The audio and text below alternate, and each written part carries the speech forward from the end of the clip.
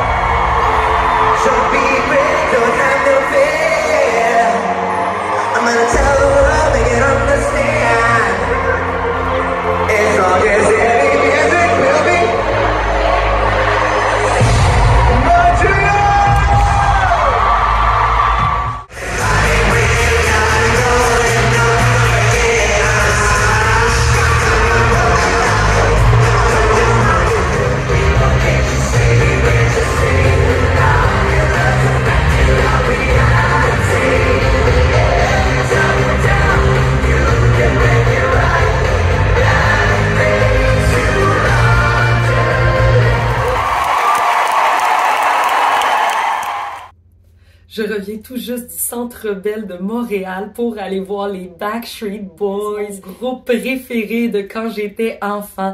En fait, le groupe date depuis 1993 qu'ils ont débuté leur parcours et c'est vers 97 environ qu'ils ont été un peu plus connus et qu'ils sont venus à Montréal. En fait, c'est Montréal qui les ont fait connaître partout dans le monde parce que nous, on a été des groupies au début. Alors vraiment, c'était un show incroyable. C'était la tournée DNA. Et vraiment, ils ont fait tellement de bons classiques. Et pour de vrai, c'était le Centre Bell rempli de femmes qui crient.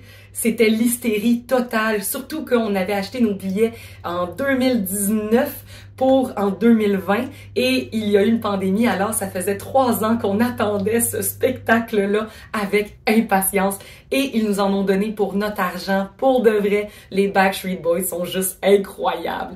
Alors, le groupe est composé de 5 membres.